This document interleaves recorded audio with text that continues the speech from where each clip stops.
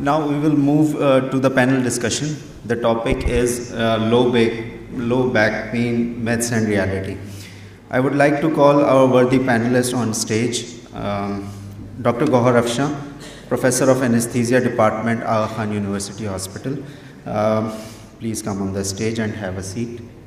Dr. Safiya Zafar, Professor and Head of Anesthesia in Civil Hospital, Karachi. Dr. Ali Sarfaraz, Assistant Professor Anesthesia and Pain Consultant in Aga Khan University Hospital. Now I request Dr. Tanveer Beg to conduct this panel discussion. Dr. Tanveer Beg is Assistant Professor of Anesthesia and Pain Consultant in Aga Khan University Hospital. Assalamu alaikum. Now this is the time came you have to break your silence, because this is the totally interactive session and we have a leading pain physician over here as a panelist. तो I think आप सबको कभी ना कभी तो बैकएक हुआ होगा, हुआ है? हाथ रेस करेंगे? Because out of 10, 8 को कभी ना कभी बैकएक हुआ है. तो obviously you all gone through that. ये सेशन टोटली इंटरेक्टिव सेशन है, so you have to free to ask any question to the panellist. और first I start myself to ask few questions about the backache, how to prevent the backache या उसका examination to help you out when you are seeing your patient, या उसकी medication common क्या है. Even I will ask some myths also and you are free also to ask any question related to low back pain. So first I will go to ask Dr. Safiya how to prevent backache. Usually because it's a leading cause of disability or absence from job also.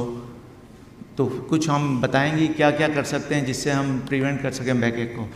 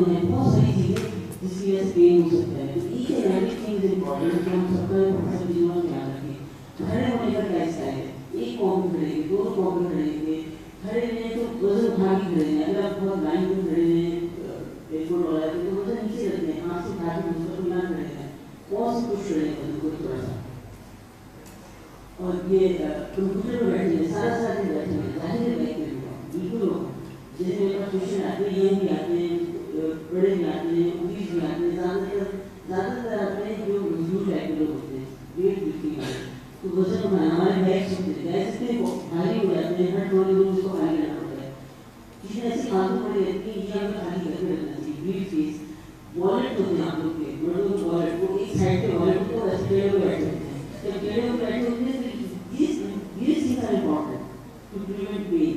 Tight clothes कहते हैं, heels कहते हैं, बड़ी heels को बहुत ज़्यादा बड़ी heels नहीं पहनते, 1 inch heel is recommended to prevent back pain. इसी तरह की छोटी छोटी चीज़ें, और आपके आप मुझसे चेक करना चाहें तो करिए, इसमें यही चीज़ें जिसमें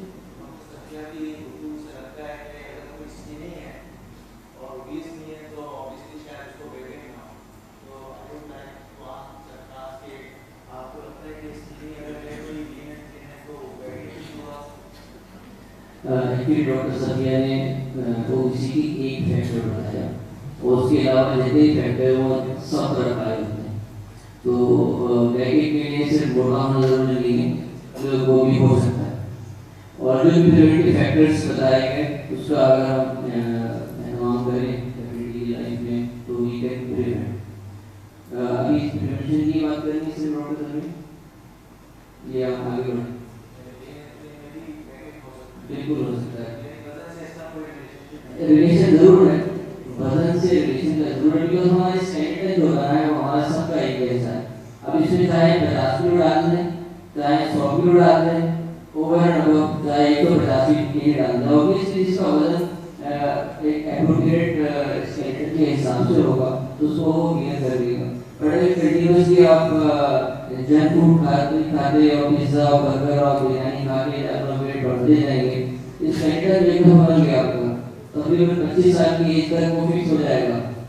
अब उसके बाद अब जितना ऊपर वेट डालते जाएंगे तो उसका वो डिसप्रोपोर्शनेट तरीके से बढ़ता है, और जाहिर सी बात है कि वो जो आपके बैक के जॉइंट्स हैं उसको पुल करता है, प्रेस करता है।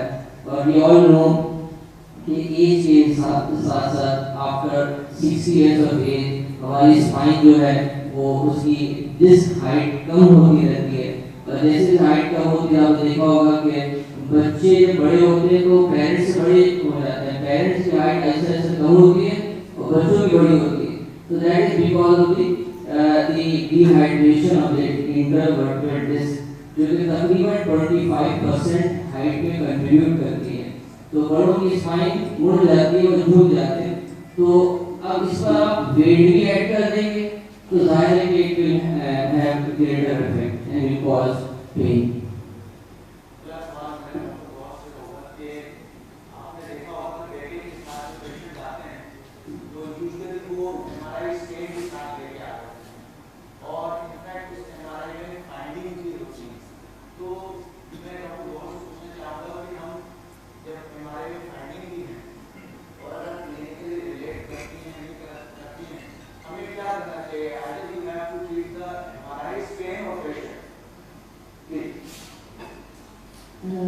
Thank you, Dharmeet. So, Dr. Dharmeet is asking me when the patient comes to physician after cardiovascular arrest and he comes with a fancy investigation, and the back the MRI is a fancy investigation, तो हमें investigation पहले तो मेरी सबसे गुजारिश होगी, and just to have a good practice, never jump towards the investigation first. जो आपकी अपने as a physician equipment है ना, you have to take a history, you have to take a differential diagnosis in your mind कि what is happening inside. तो अगर patient आके ना सबसे पहले MRI करते हैं, first time मेरे MRI में, so तो पहले प्यार से बोलने में करें, you have to ask कि pain है क्या, ठीक है? Because अगर आप कोई randomly 25 लोगों को आपने ग्रुप बैठा है 25 लोगों के MRI कराने और आप उन 25 लोगों को क्रिटिकल पेन की हिस्ट्री नहीं है तो 25 मिनट आप कराएंगे तो 25 मिनट एक MRI में खराबियां आ सकती हैं। लेकिन आप उससे पूछेंगे कि जी आपकी कमर में दर्द हुई है, कभी कान में दर्द कहता है नहीं तो कभी नहीं हुआ, सो दैट मींस कि आपकी जो प्रॉब्लम जो इनसाइड छुपी हुई है वो हमेशा सिम्पटम्स के तौर पर सामने नहीं आती। उसकी रीजन होती है, उसकी रीजन ये होती है कि अगर the problem is very slowly problem body में बिल्ड होती है तो आपकी कॉम्पेंसेटरी मैकेनिज्म भी साथ साथ होते रहते हैं। उमूमन अगर पेशेंट आपको एक्यूट कमर के दर्द की हिस्ट्री दे रहा है ना तो this MRI is very important, ठीक है? लेकिन अगर पेशेंट ने बताया कि प्रॉब्लम तो मुझे अपने आखिरी वर्ष की गुजारिश की बात थी, उस समय 32 साल की थी और आज की तारीख में 15 साल हो गए, 45 की हो गई हूँ और 40 की हो गई, बट मेरा पेन वापस बढ़ता जा रहा है। अब वो अपना MRI से 15 साल बाद रहता है। In that case, until unless you take a history, you have to examine properly, never jump towards this MRI. ठीक है? हर MRI की finding जो है वो ये इंटरवेंशन के लिए जरूरी है कि आप फौरन उसको देख के इलाज शुरू कर दीजिए। आपने जितने पेशेंट की क्लिनिकल फ्रैक्चर मैच हो ही नहीं होगी। पेशेंट बता रहा है कि मेरे दर्द होता है कमर में, कमर का दर्द मेरी पूरी लेफ्ट प्राण में जाता है और मेरे पेट तक में आता है, पेट भी पूरा इन्वॉल्व हो जाता है और आपने साथ में देखा MRI पे L5S1 की डिस्क बैठी हुई है। सो अब there is hardly a chance कि ये भी डिस्क नहीं है, डिस्क की प्रॉब्लम है because it's a very bad match of the problem which you see in the MRI with the problem which patient is narrating to you. But अगर आपने देखा कि patient सारा कुछ ही बताया कि कमर में दर्द से localized पेन है और दोनों तरफ होता है, तो उसमें आपने देखा कि multiple disc उसकी involved है, लेकिन कोई particular disc की involvement उसकी examination में नहीं आ रही है। पर जब आपने उसे examine किया तो आपको ज़्यादा लगा, आपकी examination में लगा कि इसको myofascial pain ज़्यादा है, rotation नहीं कर पा रही, नहीं कर पा रही, so that means there's something else. So आपने अपनी clinical equipment को हमेशा रखना है बीच में plan पे. This is very very important. If you know how to examine, if you know how to take a detailed history, फिर आपकी सारी concentration आपकी अपनी diagnosis में होनी चाहिए और evidence या report या CT would be for to support your diagnosis rather than the history आप history छोड़ देंगे because बहुत दफा हमारे पास आते हैं ऑपरेशन के बाद पेशेंट का ऑपरेशन हुआ डिस्कस इसलिए कि कमर में दर्द था और डिस्क ऑपरेशन हो गया but patient came to us कि मेरे पेन जो था पहले ऑपरेशन से आज भी मेरा पेन नहीं है, मेरे पेन में कोई तब्दीली नहीं आई। तो that means the source of the pain was not which any जो जिसने सर्जरी की पेन था किसी से एक मिस जजमेंट हो जाती है but आप ऑपरेशन में परसिस्ट किया कि मतलब सोच शॉर्ट है that's why the clinical is important और बाद में आप रिट्रोस्पेक्ट के द्वारा हमारे को देखने डिस्क थी but this was going towards the right side patient complain की लेफ्ट साइड की so why the patient complaining on the left side में so they are very very important. और दूसरी इंपॉर्टेंट बात ये है कि हर मेडिसिन की फील्ड में डॉक्टर भी करता है वहाँ पे सर एक मैसेज भी पूरा is very important. Her medicine की फील्ड में important बात होगी है कि surgery is not the option next to the medication. एक ज़माने था कि हाँ medication के लिए surgery is the option. Now every specialty, in between surgery and the medication, there is another group now which is the integration. और इसके example जो है वो cardiac की है कि bypass से operations एक बहुत end stage है cardiac patient की और एक आपकी medication जिसमें आपने सुना होगा stent डल गया जो plastic होगी गैस्ट्रोएंटरोलॉजी में भी शुरू इसलिए पेन या कमर दर्द में कि आपने स्ट्रीट से जाने से पहले कि आपने स्ट्रीट से जाने से पहले सर्जरी से पहले आपने फिजिशियन से कंसल्ट करना है कि इंटरनल इंटरवेंशन क्या है। डॉक्टर बहुत अच्छा जो आपको कोशिश करेंगे एक्सप्लेन करने की वो तकरीबन अप टू 30% अगर हमारा स्केल आप कंपेयर करेंगे क्लिनिकली हमारा will tell you that this herniation and or कोई प्रॉब्लम है but clinically it's difficult to correlate. दूसरा सबसे इम्पोर्टेंट चीज ये है कि पेशेंट अगर आपके पास देखने का है तो आप उसके राइट साइड देखें सिर्फ pain is not the indication of the surgery, that's very important. यानी आपने ये देखना है कि कोई न्यूरोलॉजिकल फ्रैक्चर तो नहीं है, इनकॉम्पिटेंस तो नहीं है, स्पेक्ट्रल कंट्रोल तो नहीं चला गया है, none of this start using these 4-5 things are red. अगर आपके पेशेंट को ये red flags हैं, obviously then you ask your patient go and consult a neurosurgeon. But pain is no more indication for the back surgery. If you will go from inside to outside or the back, तो back का structure इतना complex है कि आपका pen कहीं से आ रहा होगा और neurological finding कुछ और होगी और MRI की finding कुछ और होगी।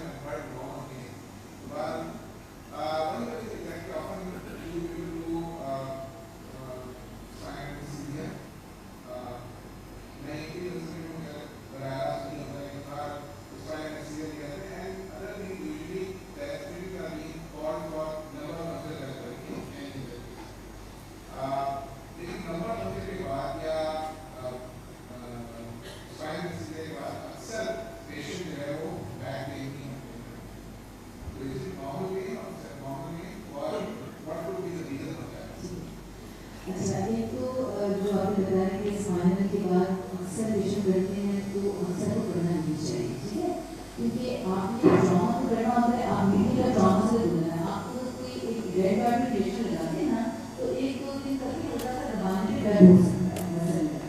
तो एक जो मीडिया का ट्रॉमा है ये नॉर्मल पेन है, जिसे नोसिसैटिक पेन, ठीक है, क्योंकि एक चीज़ आपने बताया कि आपने उसको ट्रॉमा किया, बहुत आपने छोटा ट्रॉमा किया, फाइन ट्रॉमा किया, इसे कमर में स्पाइनल के बाद कमर का दर्द भी होना चाहिए, लोकलाइज्ड टेंडरनेस किसी इंजेक्शन के बाद हो सकती है। और जो लोग कंप्लेन करते हैं कमर के दर्द की दो वजूहत हो सकती हैं।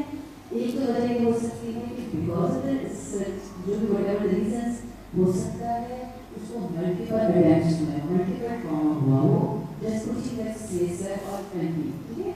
डिफरेंट पेशेंट आते हैं, जैसे फॉर एग्जांपल मेनिंजाइटिस के ओल्ड एज के पेशेंट होते हैं, ओल्ड एज के पेशेंट में कई दफा एनेस्थेसियोलॉजिस्ट जो हर वक्त दिन रात ये काम करता है उसको भी डिफिकल्टी हो सकती है।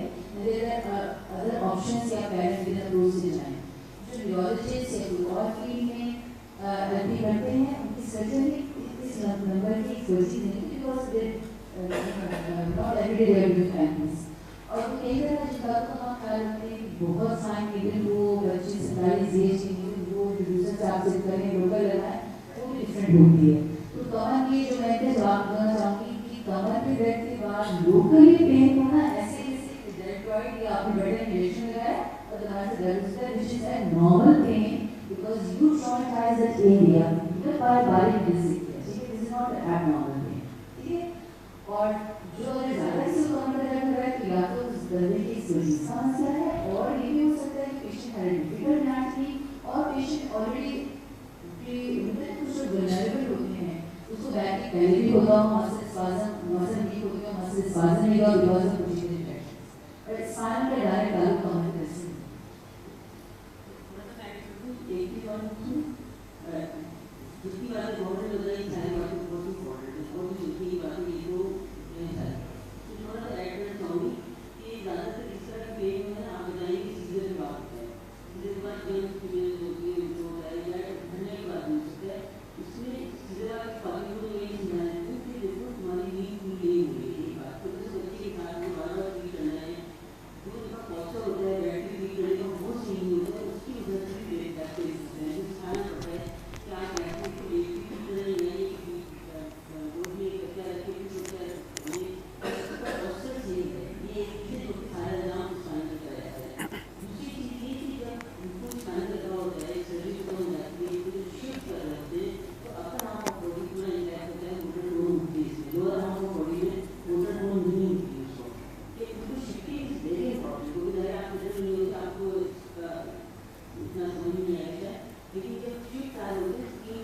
कारणों से उठाते हैं, एक हेड होता है, एक मॉडल होता है, दूसरे दोनों होते हैं, अभी ये पूरी शिफ्ट उठा लेते हैं, तो पेशेंट की शिफ्टिंग वन पीस में होती है, ऐसा नहीं होती कि हेड इधर आ गया कमर उधर रही पाँव उधर आ गया तो पाँव पहले खींच गया, इसमें क्या होता है कि लोअर हाफ ऑफ बॉडी का फ्लो नहीं होता है तो वो वहाँ की लिगामेंट्स वो अपना कंट्रोल नहीं होता उसका, हाथ का तो कंट्रोल है वो अपने हाथ में उसको सीधे में रख लेगी वहाँ, तो ये बहुत इम्पॉर्टेंट है, उनका एक चीज़ को उनको शिफ्ट होना चाहिए, अदरवाइज वो लिगामेंट्स खींच जाते हैं क्लियर हो जाते हैं और लिगामेंट्स और उसका ये बहुत डिफिकल्ट उनकी ब्लड सप्लाई अच्छी नहीं होती, तो ये जिस होने में बहुत ज़्यादा टाइम लगता है, एग्जाम सारा है तो मैं आपको आंसर करूँगा बैकएक के और स्पाइनल के हवाले से जो डॉक्टर पवन ने डॉक्टर सत्य ने हम लोग बताया, इवन ऑडियंस भी शायद क्लियर हो जाए कि अब जो आपने पूछा, एक तो नॉर्मल पेन जो है वी ऑल नो कि नोसिसेप्टिव फाइबर्स हैं उसके ज़रिए जा रहा है, जब नोसिसेप्शन होगी तो यू विल फील पेन, लेकिन आपकी प्रोप्रियोसेप्शन है, आपकी टच है, you are not feeling that, you are wearing dresses but you are not feeling that, लेकिन अगर यही सेंसेशन पेन क्रिएट कर रही है दैट्स कॉल्ड एबनॉर्मल सेंसेशन। अगर एयर नॉर्मली हमें तो बुरी नहीं लगती, लेकिन अगर एयर आपको पेन क्रिएट कर रही है एलोडाइनियम तो दैट्स एबनॉर्मल। अगर वो सेंसेशन जो नॉर्मली पेन नहीं करती वो आपको पेन कर रही है, it's mean there is problem in circuit, जो सर्किट्स हैं उसमें कहीं ना कहीं ऐसी प्रॉब्लम है और न्यूरोग्लियल सेल जो हैं वो उनका मेटाबॉलिज्म या उनकी डिस्ट्रक्शन की वजह से जैसे शॉर्ट सर्किट जिसको हम कहते हैं कि mean the sensory component should take the sensory sensation, but it's taking abnormal sensation. That's called abnormal pain. वो ये नॉसिसेप्टिव वाला पेन नहीं है. एक पेशेंट आपको आके बता रहा है मेरे शरीर में रात भर दर्द रहता है, उसकी कोई पैथोलॉजी नहीं है, but actually the circuitry is the problem. जो प्रोप्रियोसेप्शन या टच ले जाने वाले फाइबर्स थे वो पेन ले जाके परसीव करा रहे हैं एट द डॉर्सल रूट और स्पाइनल लेवल और at the cerebrum. That's actually abnormal. और जो आपका अदर क्वेश्चन था बैकेट का, अगर आप जिन औरतों को अगर सर्वे करें जिनका स्पाइनल भी नहीं लगा, even they have got the backache. Why? Because we are not doing exercises like Europeans. तो स्पाइनल से उसको रिलेट कर लेते हैं. अगर आप पेशेंट को एडवाइस करें कि लोचिया रबरा के बाद वो एक्सरसाइज पे आ जाएं, बैक की एक्सरसाइज करें, स्ट्रेंथनिंग एक्सरसाइज करें, ऑब्वियसली स्पाइनल से इसका कोई रिलेशन. अच्छा, दूसरा सवाल डॉक्टर जी एक्चुअली थोड़ा सा ऐड करना चाहूँगा कि अगर हम सोचें कि पेन अच्छी चीज़ है बुरी चीज़ है, तो आप क्या कहेंगे? पेन अच्छी चीज़ है, पेन अच्छी चीज़ है, लेकिन इसकी पेन बुरी है. पेन इंडिकेट कर रही है कि something is going wrong in your body. ठीक है, तो pain is a blessing because it is directing and you take care of that because GPC training के पेशेंट आते हैं तो बाहर है तो होती है, तो दर्द इंडिकेटर है, it's a good thing, it's a good signal. दूसरी बात आपने जैसे अच्छा पेन बुरा पेन तो अक्सर ले जाते हैं मीठा मीठा दर्द. तो आपने सोचो मीठा मीठा दर्द का क्या मतलब? दर्द तो बड़ा ही होता है, but they are enjoying because बहुत दिनों से उनको दर्द है, they are bearing that pain, now it become मीठा. हाँ, तो ये सब चीज़ों को इंटरप्रेट करना होगा. जैसे नॉर्मल पेन की बात है, नॉर्मल जो प्रोसेस चल रहा है, इन्फ्लेमेशन है व्हाटएवर आप इंजरी की है, और हम लोग बेसिकली जो पेन फिजिशियंस हैं वो लोग आते हैं जब पेन पैथोलॉजी का होता है, क्योंकि सारे सर्जन हैं, फिजिशियन हैं, बहुत सारे लोग उसको कैटर कर रहे होते हैं जो नॉर्मल पेन होता है, जो नॉर्मल प्रोसेस से जनरेट होता है. हमारे पास वो पेशेंट आएंगे जिनको पैथोलॉजी का पेन होगा. एक सवाल ऑडियंस में से पूछा है कि क्या बैकएक माइग्रेटरी हो सकता है? माइग्रेटरी यानी एक तरफ हो रहा है फिर दूसरी तरफ जा रहा है, तो आप ही बता दें कि क्या ऐसा पॉसिबल है? बैक की बात करें तो अगर आप एनाटॉमी देखें तो बैक कोई एक चीज़ नहीं है. बैक के अंदर एक अपर बैक भी हो सकता है, लोअर बैक भी हो सकता है. अगर एक यूनिवर्सल बात करें तो उसमें डिस्टेंट और साइड में उसमें फैसेट जॉइंट्स हैं, बड़े बड़े मसल्स हैं. अब देखना होगा फिर नर्व निकल के दोनों साइड से. तो जब भी बैक का पेशेंट आएगा तो देखना होगा कि क्या पेन लोकलाइज है उसी जगह पर बैक में है, या राइट और लेफ्ट जा रहा है जिसको एक्सियल पेन कहते हैं, या ये पेन रेडिकुलर है कि बैक से शुरू होके आपके लिम्स में जा रहा है, राइट या लेफ्ट. अब अगर नॉर्मली बैक से पेन ओरिजिनेट करे और हिप तक जाए या थाई तक जाए तो मोस्ट लाइकली या तो वो सैक्रोइलियक जॉइंट का पेन होगा या फैसेट जॉइंट का पेन होगा. और अगर पेन ट्रैवल कर रहा है all the way to limbs यानी कि वो फुट तक जा रहा है राइट या लेफ्ट, तो इसका मतलब है कि वो नर्व को इरिटेट कर रहा है. तो on the basis of history we can include और exclude possible origin of that pain. अगला सवाल मैं डॉक्टर गौर से पूछना चाहूँगा कि ऑडियंस में से एक डॉक्टर साहब ने पूछा है कि जो बैकएक के रेजिस्टेंट केसेस होते हैं उनमें tramadol pregabalin as per his understanding ये लोग देते हैं, तो क्या इससे एडिक्शन के चांसेस होते हैं क्या, प्रीगैबलिन और ट्रामाडोल?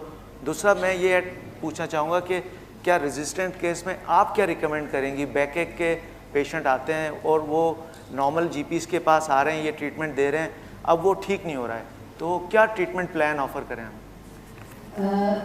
जो मुझे जनरली सवाल पूछा है रेजिस्टेंस का मतलब ये है कि मरीज का पेन सेटल नहीं हो रहा एक्सेप्ट शी टेक्स मेडिकेशन. अच्छा, तो उससे क्या डायग्नोसिस बनाएंगे रेजिस्टेंस पे डिपेंड करता है. कुछ डायग्नोसिस ऐसी होती है जिसमें आप बता देते हैं कि आपको क्या हो रहा है. जैसे फॉर एग्जाम्पल मेरा एक बड़ा स्टैंडर्ड लेना होता है अपने घर कि जो डीजेनरेटिव पेन होते हैं, जो जिससे कि कोट बोर्ड कैसे पेन होते हैं, उसकी एग्जाम्पल ऐसी जैसे बात हो रही है कि अल्लाह के निज़ाम में एजिंग प्रोसेस कोई किसी का रोक नहीं सकता.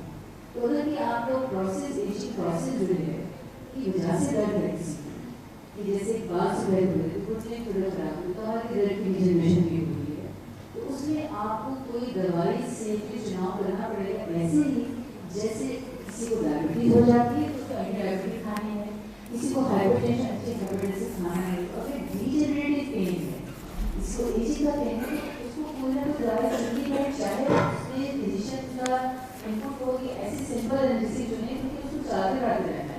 आपका जो काम है इम्पॉर्टेंट काम है कि एजिंग पहले कॉन्सेप्ट था, अभी कॉन्सेप्ट ये है कि एज वाले पेशेंट को भी आपको एक पेशेंट को चलाते रहते रहना है, बिकॉज आपको और बीमारी से बचाना है कि जीवी चीनी होनी, गाड़ी प्रॉब्लम कम हो, स्ट्रोक कम हो, तो आपने चाहे एक दवाई का चुनाव करके एक पेशेंट की काउंसलिंग करके लंबे से खाते रहना है, जैसे एंटी डायबिटिक और एंटी हाइपरटेंसिव एजिंग पेन है। अब एज जो है वो ऐसा है जो ट्रीट होता है, तो जाके यंग बंदे को रोड ट्रैक एक्सीडेंट के बाद दिस प्रोलैप्स हुई है, ठीक है, अब दिस प्रोलैप्स जो है वो ट्रीटेबल है, ठीक है, वो एक अलग कहानी, उसमें शायद लाइफ में ट्रीटमेंट पड़ेगी आपको।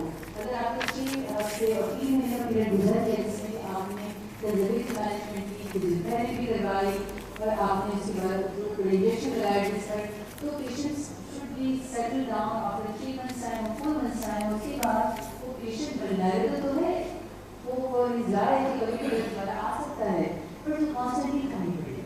बट अगर डीजेनरेटिव पेन है 72 ईयर्स बंदे को और 75 ईयर्स के बंदे को, और आपने देख लिया कि सारी प्रॉब्लम एजिंग की है, तो खानी पड़ेगी। अब अगर एडिशनल ताकत तो क्या गवर्नमेंट ने रेडिएशन भी दी है और रेमडेसिविर के लिए भी वक्त खाली बताया है कि रेमडेसिविर में एडिशन का मसला नहीं है, सर्टनली कोई दवाई ले लो उसके साइड इफेक्ट्स हैं, ये ना है, उसके लिए मसाइल है, तो कोशिश तो ये होनी चाहिए। बट सिर्फ जैसे is the answer all ageing pain, you have please ये कोशिश मत करें कि मैं एज के अराउंड 75 के बगैर दवाई में कुछ बहुत चलाऊँ कमर के लिए, तो you have to choose a simple, safe medication that can be used for chronic use, just like anti-diabetic medication. This is the message to you. Doctor Safiya, एक ऑडियंस में से सवाल पूछा गया है और ये काफ़ी कॉमन होता है मिडिल एज में कि back of the thigh, back of the calf, ये जो मसल्स हैं हैमस्ट्रिंग और काफ के मसल, इसमें क्रॉनिक पेन रहता है, कुछ रेमेडी ले ली काउंटर से, खा ली, दर्द सही हो गया, तो फिर नहीं खाई, फिर दर्द हो गया। आप क्या रिकमेंड करेंगे, क्या दवाई पे रहे पेशेंट या कोई एक्सरसाइज या ऐसी कोई रेमेडी के? ये बिल्कुल सही अपनी पॉइंट का जवाब दे दिया है कि कुछ ऐसी पेन होती है कि लोग की उसके लिए थोड़ी खानी ही पड़ती है, और खानी ही पड़ती है तो बिल्कुल सुनाया होता है कि आपको डॉक्टर आप इसमें आप डर नहीं सकते कि वो खाते दर्द लीवर में बढ़ जाएगी, तो भी नहीं करती वो ऑर्डर को खराब करेगी, सारी उल्टा बढ़ा इतना उसको ऑर्डर करके देते हैं। तो ये कभी वो समझा देते हैं और तो क्रॉनिक के लिए सो जाते हैं, फिर ऐसा ये इससे बेहतर ज़्यादा हो जाता है, जैसे बीड़ी डाल के खा लो तो कितना खा सकते हैं वो समझा देते हैं। अभी याद करें कि जो दवाई खाई लगी ये मस्कुलर पेन लग रहा है, मुझे भी लग रहा है मस्कुलर पेन की बहुत अच्छी बात है कि फिजियोथेरेपी है, वॉक करें, वॉक करना तो इतनी जरूरी चीज़ है, वॉक करने की अच्छी बात है कि जब चलते हैं तो हाथ भी निकल जाता है, बॉडी पूरी निकले, सारे जॉइंट सारे मसल काम करते हैं अगर आप ये वॉक करें। और ये हेल्थ की बहुत अच्छा है, चलिए गाड़ी एक्सरसाइज भी उसकी भी बहुत अच्छी है, सिर्फ चलने फिरने से ही तेज चलने से आधा घंटा अगर तेज चले तो दर्द भी नहीं होगा, हार्ट भी सही रहेगा, ब्रेन अच्छा रहेगा, मूड अच्छा रहेगा, लड़ाई। इन मस्कुलर पेन में ये देखना चाहिए कि पेशेंट को डायबिटीज़ तो नहीं है, क्योंकि वैसे ही मसल एट्रॉफी और उसके इश्यूज आना शुरू हो जाते हैं। साथ साथ आप ये याद रखिए कि अगर आप एक दिन भी इनएक्टिविटी है तो 1 से 1.5% जो है मसल एट्रॉफी शुरू हो जाती। तो डॉक्टर साहब ने जैसे बताया कि एक्सरसाइज मस्ट है, और डायबिटीज़ अगर है तो उसको ऑब्वियसली कंट्रोल करना है। नेक्स्ट सवाल स्पेशली डॉक्टर गौहर अफशाह के नाम लेके पूछा गया है कि will you please highlight the treatment of sciatica. हाँ, शियाटिका आपकी हिस्ट्री में तो बहुत हिस्ट्री पढ़ रहा है, शियाटिका क्या हिस्ट्री, आपने तो वजन उठाया था, अचानक से टांग पकड़ लिया, आपका कोई रिक्शा गड्ढे में ठंडा खा के इसके बाद दर्द हो गया, अचानक से पूरी लैट है, एक कुछ मसला है, और आप किसी एक्टिविटी से जोड़ सकते हैं। तो उस वक्त बगैर चीनों चला MRI होना चाहिए जिस डायग्नोस्टिक आपकी क्या लेवल है। और जो डॉक्टर ने बताया सो कलाम की बहुत इंपॉर्टेंट होती है क्योंकि हमारे साथ से बेस करते हैं, हम बात करते हैं से एग्जामिन करते हैं, देखिए सो कलाम को नहीं राइट सो कलाम में जो है कुछ चीज़ें बहुत इंपॉर्टेंट होती हैं, यूज का कंट्रोल सीखने ट्रेनिंग जगह की यूनानियस होगी काम में वीकनेस है ऐसी चीज़ें हैं। सो कलाम में है तो बिल्कुल समझ लें आप अपने आपको रेड के समझो फॉरन इमीडिएट इमरजेंसी में आप फॉरन चूज करें। लेकिन अगर सो कलाम नहीं आपकी पावर ठीक है, आप नॉर्मल चल रही है, यूज का कंट्रोल ठीक है, कोई फीलिंग करने ठीक है, उस तरह के आधे घंटे का डिस्कशन में टाइम हो गया है, खत्म करें।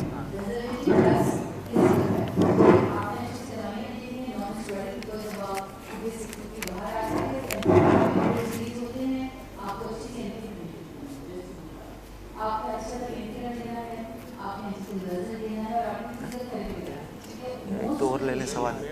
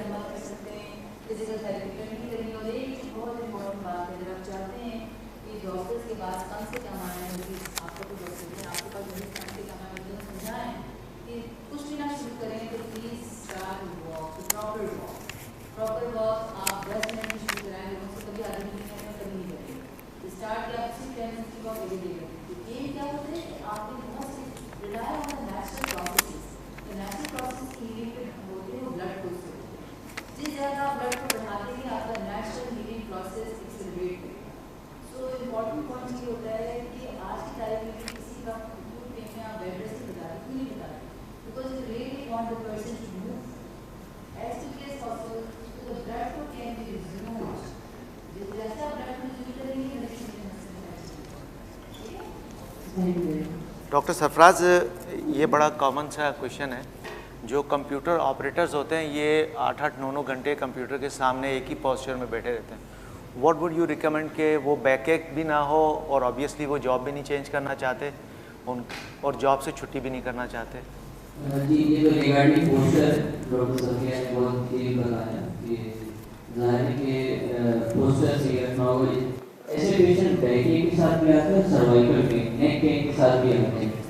तो जाहिर है कि प्रॉपर पोस्चर अडॉप्ट करना होगा और हर 2 घंटे के बाद किसी भी तरीके से आपने बिल्कुल मूव करना है, थोड़ा सा फिर भी आते बैठ जाए, प्रोलॉन्ग सिटिंग नहीं करनी। एक बात जो मैं बताना चाह रहा था इस हवाले से कि क्रॉनिक पेन बाय डेफिनेशन वो पेन होता है जो कि मोर देन 3 मंथ्स कि बहुत से स्टूडेंट्स और पेशेंट बैठे हैं, तो अगर आप इस पेशेंट को ट्रेनिंग कर देख रहे हैं और आप समझते हैं कि क्रॉनिक पेन है, 5 घंटे का एक और प्रोग्राम कर लेना यार।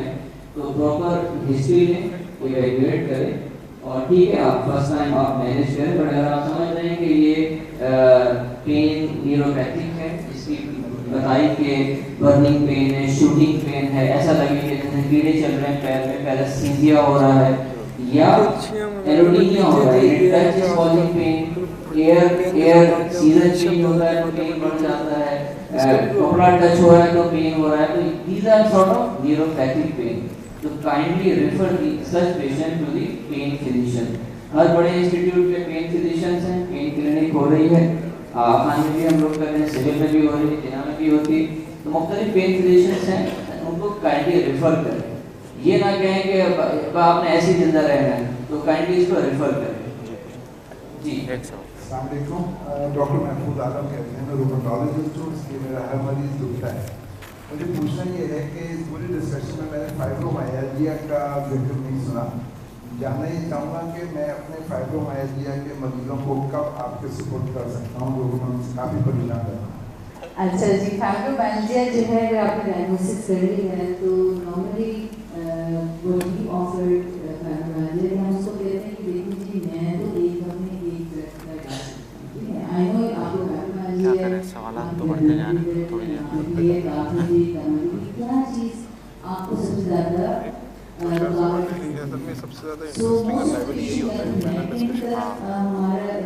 जब तक आपको मजा आ रहा है तो हमारे क्या सर्जरी जाते हैं सर्जरी आपको बेसिकली फाइब्रोमाइल्जिया में दो ही सेंट्रल ड्राइव होती है और आई एम श्योर आप पेशेंट को काउंसिल कर देते हैं, डोजेस एंटीडिप्रेसेंट देते हैं, नींद अच्छी होनी लाजमी है, 6 आवर्स नींद इज मस्ट इन फाइब्रोमाइल्जिया। उसके बाद आप एक लोकल इंटरवेंशन कर सकते हैं। अगर पेशेंट को कमर का दर्द बहुत ज़्यादा है तो आप बेसिक लोकल इंटरवेंशन कम कर सकते हैं। मैं मेरे अपनी एक्सपीरियंस में फाइब्रोमाइल्जिया का आजकल में 2 ही कंपनी ज़्यादा करता है, जिसको प्यार से बताऊँ कि मैं तो आपको तो बहुत सारी जगह पे करता है। आई अंडरस्टैंड है आपको क्या प्रॉब्लम है, बट मेरी कोई भी इंटरवेंशन आपको हेल्प करेगी तो आप बता दें कौन सी, तो नेक और बैक में जो आ सकते हैं।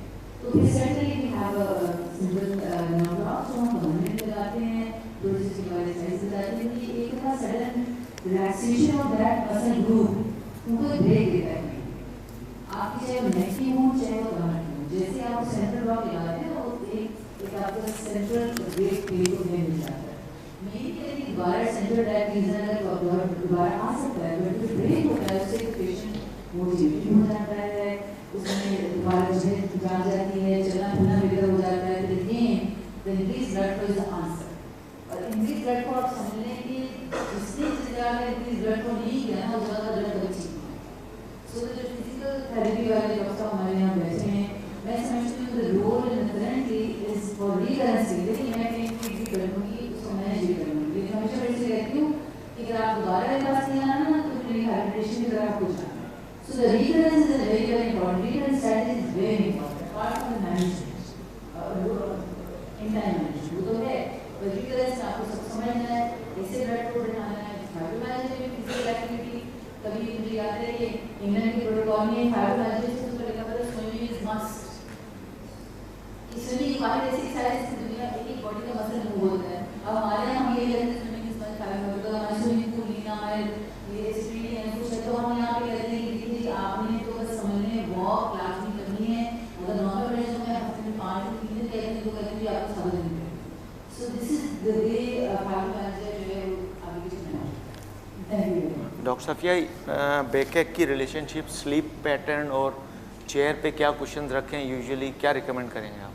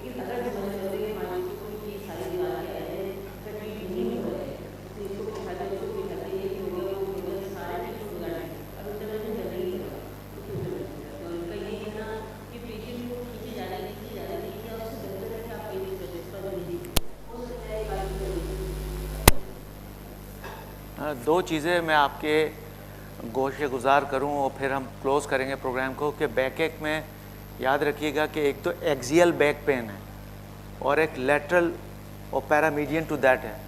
हम सब ने बात की, किसी ने फैसिड जॉइंट के बारे में नहीं पूछा। फैसिड जॉइंट का पेन भी बैक से ही शुरू हो रहा होता है and it's radiate back to thigh but not going beyond the knee joint, that's very important. और अमूमन लोग उसको ही शियाटिका भी समझ रहे होते हैं। दूसरा, शियाटिका के हवाले से मैं बताता चलूँ आपको कि जहाँ जहाँ शियाटिक नर्व का पाथ है, ज़रूरी नहीं है कि डिस्क ही उसको किस कर रही हो और प्रॉब्लम कर रही हो। पेरिफॉर्मस मसल है, नीचे दूसरे क्वाड्रेटस मसल्स हैं, वहाँ भी स्पैज़म में वो नर्व इरिटेट हो सकती है, तो वो भी देखना पड़ेगा। ठीक है जी। अब आपके सारे सवाल तो ऑब्वियसली इंटरटेन नहीं कर सकते because now we are closing the program. Thank you very much.